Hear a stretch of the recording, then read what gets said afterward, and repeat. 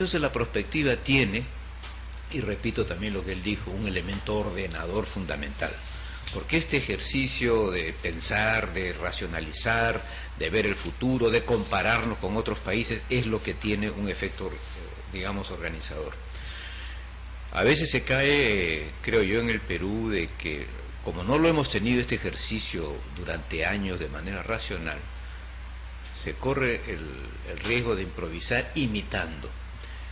Y esto es como la preparación de un dulce o de una receta cualquiera. Usted le da 2 menús a 2 personas para hacer algo y probablemente la torta no sale igual o el plato no sale igual. La cantidad de los ingredientes, la manera de hacerlos cambia. No quiere decir que porque Irlanda alcanzó un desarrollo notable y nosotros copiamos el modelo de lo que hizo Irlanda, ya vamos a alcanzar el triunfo, ni tampoco igual como hizo Nueva Zelanda. Cada país tiene su particularidad. En el caso de nuestro país, ingeniero, ¿cuáles serían los puntos principales de poder iniciar, ¿no?, un planeamiento estratégico para poder justamente llegar a un buen rumbo dentro de 15, 20 años, que justamente queremos crecer como país? ¿Cuáles serían los principales? Me apoyaría un poco en el tema de la autodeterminación. O sea, tenemos que tener algunas ideas claras de cuáles son nuestros objetivos nacionales, qué es lo que queremos hacer y pensar por nosotros mismos. No, uno no puede colgarse así como se puede colgar al balcón de la historia o colgarse al modelo que hicieron los asiáticos o los europeos. No. Cada país que logra un desarrollo es porque internamente ha encontrado sus fortalezas, sus debilidades. O sea, eso es lo primero. Pensar organizadamente en el país para poder alcanzar objetivos importantes. Yo creo que eso sería uno. El otro tema es que haya una voluntad política decidida para este tema. Y no solamente del gobernante, sino en general de los partidos políticos, las clases políticas, las clases dirigenciales, la universidad, los gremios. Yo creo que acá es un componente fundamental. Es un trabajo que hay que seguir insistiendo de que necesita una participación muy activa para poder alcanzar estos objetivos. Bien, también se ha hablado durante los últimos años también lo que significa diversos planes, ¿no? Se ha hablado de Plan Perú 2021, el Colegio de Ingenieros, el Consejo Departamental tiene un Perú 2040. También hay otro tipo de planificaciones, hemos visto en algunos artículos también, incluso el detalle de algunas organizaciones en las que está Raúl Iscanseco, que es 2012, me parece que también. Prospectiva 2012. 2021. Son diversos metodologías quizás que aplican para buscar esos años de desarrollo. ¿Por qué llegan a esos límites? ¿Por qué ponen esas fechas, esos topes? ¿Qué significa, ingeniero Cheput? Bueno, primero que nada quiero agradecer al Colegio de Ingenieros el honor de estar junto al ingeniero Carlos Morelli, uno de los referentes de la ingeniería en el Perú. Yo lo que quisiera decir quisiera profundizar más allá de las organizaciones que existen, porque es comercial la organización del señor Raúl Díez Canseco, que en nuestro país hay ejercicios que no son exitosos porque no hay una decisión política, como ha dicho el ingeniero Morelli, porque no hay un acompañamiento de la sociedad civil y hay poca participación del sistema universitario.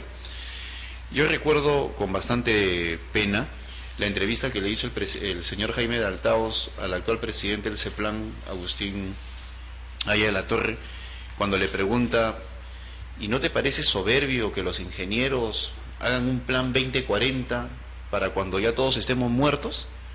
Y el presidente del CEPLAN le dijo: sí, pues es un poco soberbio. Entonces yo me pongo a pensar, si eso piensa el presidente del CEPLAN, demuestra que no conoce lo que es el pensamiento de mediano y largo plazo. En esos momentos Francia tiene un plan 2075, la China 2100, y en el ámbito latinoamericano tenemos México 2050, Colombia 2030. En el caso chileno, Chile ya está viviendo los resultados de un plan que hizo hace cerca de 12 años, llamado el Plan Bicentenario. El salmón, el dominio del mar, etcétera, etcétera, todo es producto de un conjunto ordenado de acciones. En nuestro país, con Valentín Paniagua, se inició el proceso de las políticas de Estado. El Acuerdo Nacional tiene 31 políticas de Estado que, en conjunto con la academia peruana, los partidos políticos y la sociedad civil, se tradujeron en objetivos y metas. Pero ¿qué sucede? Ese plan, esas políticas de Estado, que deberían convertir a los gobiernos en distintas fases de un solo proyecto como nación, es superado por la coyuntura. O sea, ni siquiera nos acordamos de que existen estos objetivos y metas a un nivel de detalle. La meta nos permite medir el avance hacia el objetivo. La sumatoria de objetivos nos permiten ver si estamos cumpliendo o no con las políticas de Estado. Hay una política de Estado llamada de pensamiento estratégico y prospectiva, que exige en una de sus metas que esto se difunda a nivel inclusive colegial, de la primaria, más cerca de la cuna, para que uno tenga un pensamiento de largo plazo. Pero no se hace. Hay otro esfuerzo que hizo el Foro Educativo Nacional de un plan, el Proyecto Nacional Educativo, al cual tuve la oportunidad de asistir en enero del año pasado, y que luego se ha dejado de lado para evaluar a los profesores cada 6 meses. ¿Eso qué nos demuestra? Que hay un desorden que viene motivado por 3 razones fundamentales. En primer lugar, no es culpa de los gobernantes, sino culpa de las sociedades que no se educan en materia de pensamiento de largo plazo, que no anticipan, viven el día a día. En segundo lugar, la ausencia de debate de alto nivel de los colegios profesionales y del sistema universitario peruano. Cuando yo veo el sistema universitario peruano, me doy cuenta de que el problema ya no solamente medios de comunicación, sino falta de investigación, desarrollo y participación en el debate del sistema universitario. Y en tercer lugar, la falta de voluntad política de todos los gobernantes, y desde hace muchos años. Si el Perú se ha caracterizado por algo, es porque la política es coyuntural, y no hay una política que vea las cosas en términos de 10, 15, 20 años. Y como muy bien decía el ingeniero Morelli, uno proyecta, pero uno no se queda en la proyección a 20 años. Retrocedes al día de hoy, o vuelves al día de hoy y empiezas a construir ese futuro. Y si en el camino encuentras problemas, pues se ajusta el modelo, no es inflexible. Y todo eso requiere de un alto componente de manejo de tendencias, de estudio de probabilidades y de secuencia lógica permanente, de crítica constructiva de parte de diversos actores. Todo eso nos configura un escenario prospectivo. Estaba hablando primero en una primera plataforma de una clase política realmente de lujo para que puedan pensar justamente en eso. Lamentablemente en el país todavía, como usted dice, se vive el cortoplacismo pero actualmente. Ese vacío debe ser llenado por los colegios profesionales, y lamentablemente los colegios profesionales tampoco están llenando ese vacío. Hay un capital humano en el Perú que quisiera tener una mayor participación en este proceso de discusión, pero ni el sistema universitario ni los colegios profesionales llenan ese vacío. Entonces, cuando la discusión pública no es ocupada por los grandes temas que deberían venir de los colegios profesionales del sistema universitario, pues es llenado por la mediocridad, ¿no? Por los problemas de Pizarro, el fútbol, etcétera, etcétera.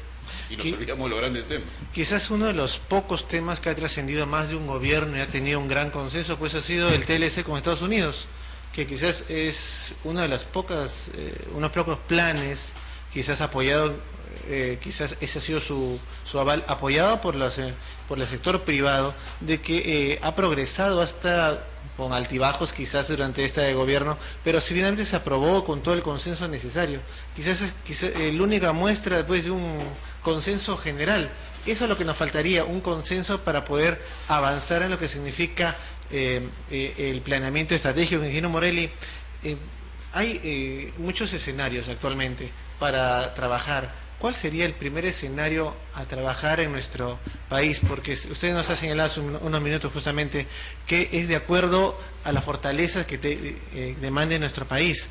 Sin embargo, todavía el estudio de las fortalezas y debilidades es también un gran ausente en nuestro país. Las universidades, como dice el ingeniero Cheput, y también uno de nuestros invitados en Ciblima Noticias a lo largo de la semana pasada también nos señaló que ha sido el gran culpable de todo este detalle también la universidad, porque forman profesionales que no tienen esa visión de futuro. ¿Cuál sería nuestro primer punto? ¿Cuál sería nuestro primer paso para avanzar, ingeniero Morelli? Yo creo que acá podríamos agregar, para aclarar un poco más el tema, lo que es la casuística, los casos, ¿no? Una de las variables fundamentales para poder pensar en el futuro y en los escenarios que hablábamos antes es el componente tecnológico. Nosotros estamos afines al problema tecnológico, los ingenieros. Sabemos la rapidez con que se está moviendo los cambios tecnológicos, el impacto fenomenal que tiene en la sociedad y en la cultura, y eso es lo que va a determinar un poco el futuro que nos aguarda. No hay, creo yo, ningún análisis serio en cuanto a la prospectiva, un escenario prospectivo, más un planeamiento estratégico que defina, digamos, acciones estratégicas de un país, si no se entiende bien lo que pueda pasar. Mire, el cambio tecnológico ha sido evaluado, por ejemplo, en Inglaterra, ¿no? Y han hecho un análisis bien interesante.